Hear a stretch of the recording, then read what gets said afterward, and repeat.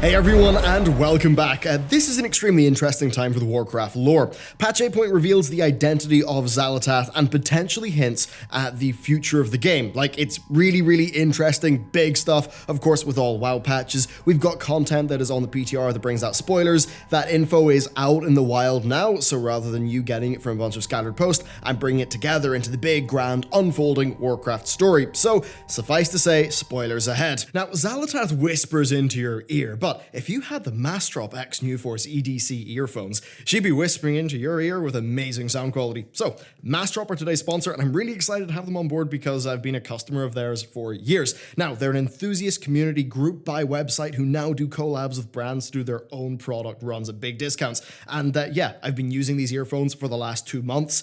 They're just insane for the money, they are super comfortable, the sound quality is excellent, and they're tough as nails, especially because they come with 2 detachable cables. There's a super rugged anti-tangle one, and then there's one with inline controls, which for me means so much for longevity and peace of mind. I mean, how many headphones have you lost because the cables went? So, there's a link down in the description. They're high rating, almost 10,000 sold, tremendous value, and they've been my daily driver since I got them. So, thanks to Mastrop for sponsoring. Check them out in the description below.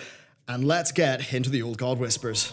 So, Xal'atath was likely one of the weaker old gods. She was rumored to have been consumed, but that quite clearly is not the case. Instead, she was imprisoned within the Black Blade of the Empire.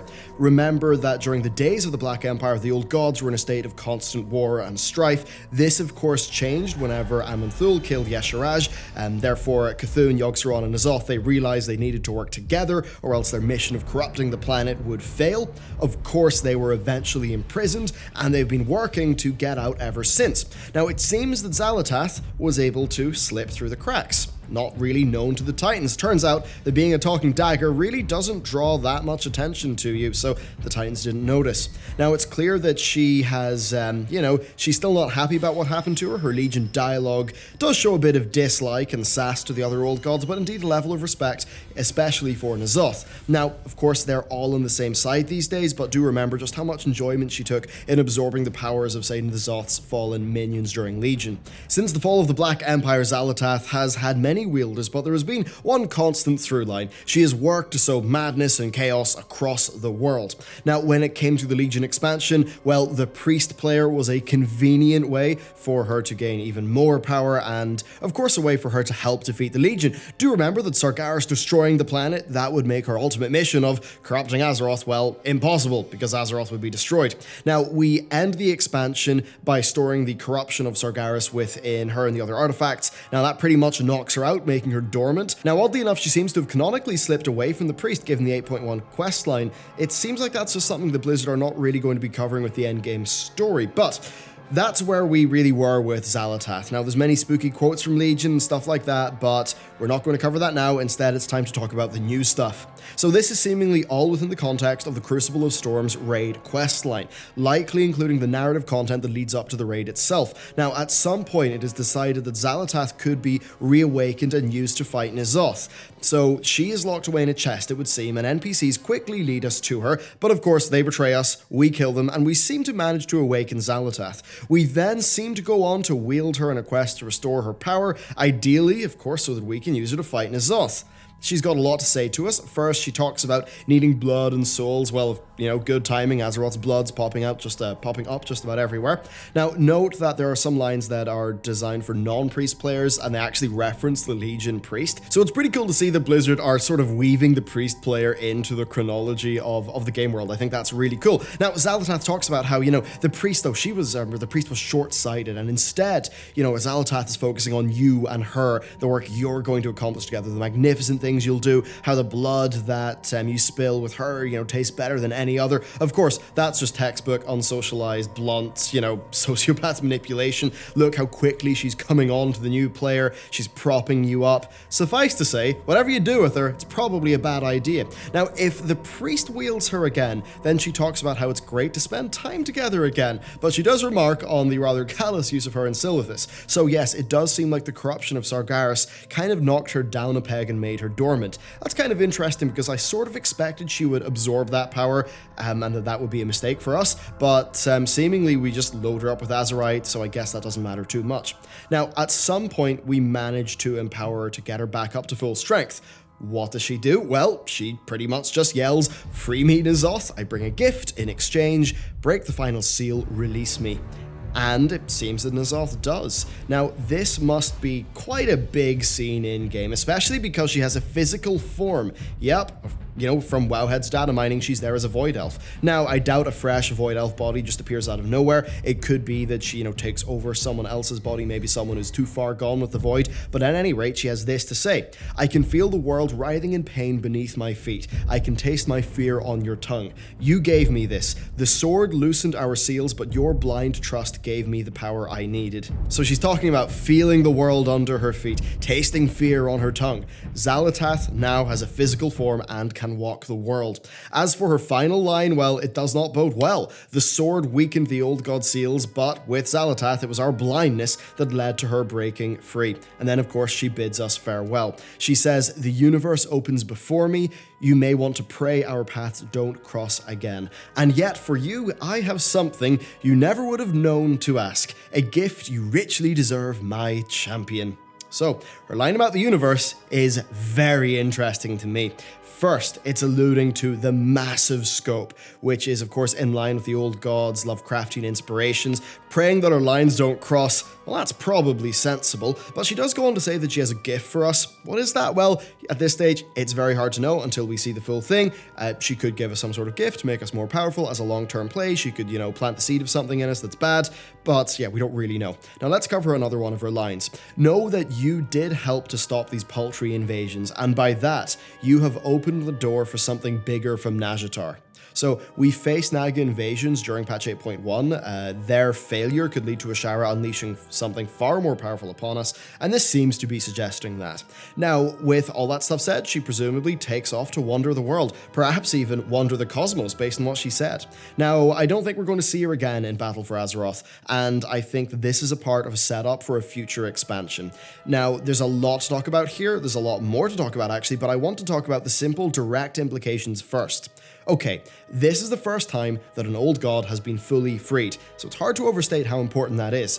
Every other old god is imprisoned. Xal'atath, though, is free to do whatever she wants, unhindered by being trapped in a weapon. It seems likely that she's going to lay low and venture around, sowing chaos throughout the land, which directly reminds me of Lovecraft's Nyarlathotep, who is a character that roams the world, spreading chaos, leading to the fall of vast swathes of people to madness and hysteria. He is described as being a tall, joyous man. He's a manipulator. He has the powers of, well, he is an outer god. Now look at Xal'atath. She flatters you. She talks seductively. She basically is an archetypically feminine version of Nyarlathotep. Indeed, Nyarlathotep is an outer god, but he's a bit of an odd one out, because the other outer gods in the mythos are typically dormant and exiled to far-off stars and planets, but not Nyarlathotep, who frequently walks the earth as a man, but of course does have the ability to change his form. Now, Xal'atath is of the same kind as Cthulhu, Yogg-Saron, N'Zoth, and Yesh'Araj, but unlike them, she is free to roam the world. Now, in Lovecraft's works, Nyarlathotep directly serves Xat'atath, who is the ruler of the Outer Gods.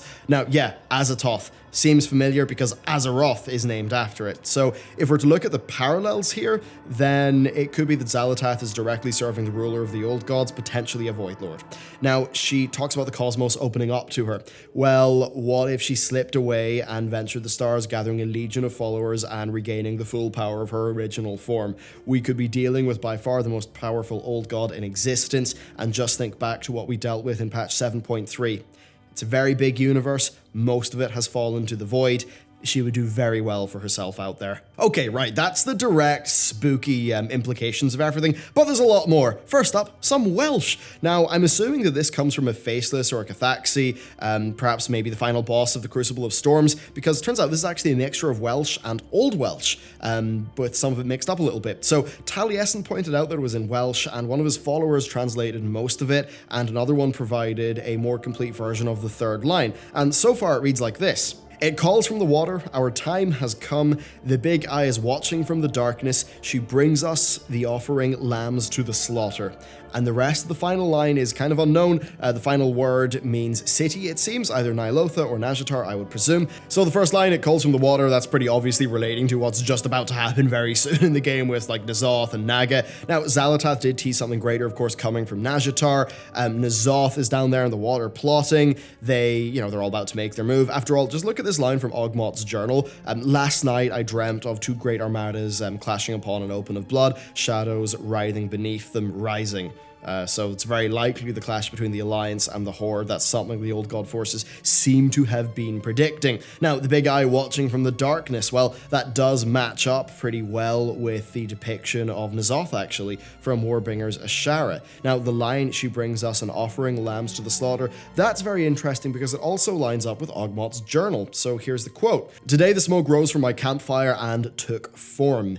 A shepherd cloaked in the shadows of her past, beloved by a flock of blind sheep, she guided them over the cliff. Even as they crashed upon the rocks, they never doubted her. The crows grew fat upon sheep's flesh. Her laughter echoed all around. Well, this initially looked like Sylvanas, and in fairness, it actually could be. After all, remember how it was confirmed that the Loa did not pick Sylvanas, leading to many suspecting that it was N'Zoth who manipulated a weakened Vol'jin into selecting Sylvanas, or maybe some other death force. Now, if this is true, then it makes this line make more sense than ever before. Now, if you take the she to be Xal'atath, well, it still kind of makes sense. Xal'atath pretty much has people wrapped around her finger with manipulation, so what if she has left us now in order to gather her flock? I mean, really, that would not be too far away from the Nyarlathotep parallel that I brought up earlier.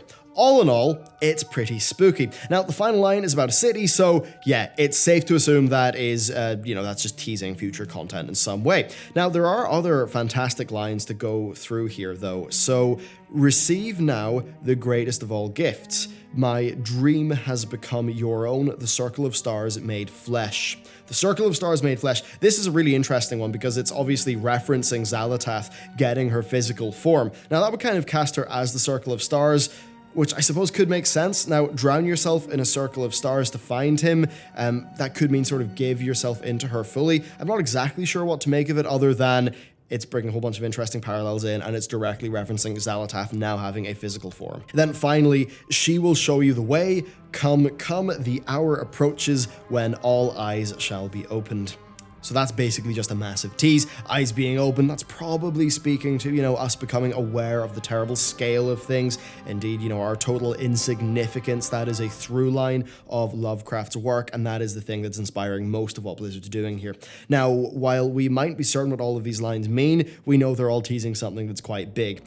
Given for just how long all of this has been building and where we are with the plot, you know what? I'm pretty sure it's all going to be happening quite soon. So there you go, that is a look at some tremendously interesting lore. I just, look, I love where they're going with the cosmic horror stuff, bringing in the HP Lovecraft, elements. That's all just extremely interesting to me.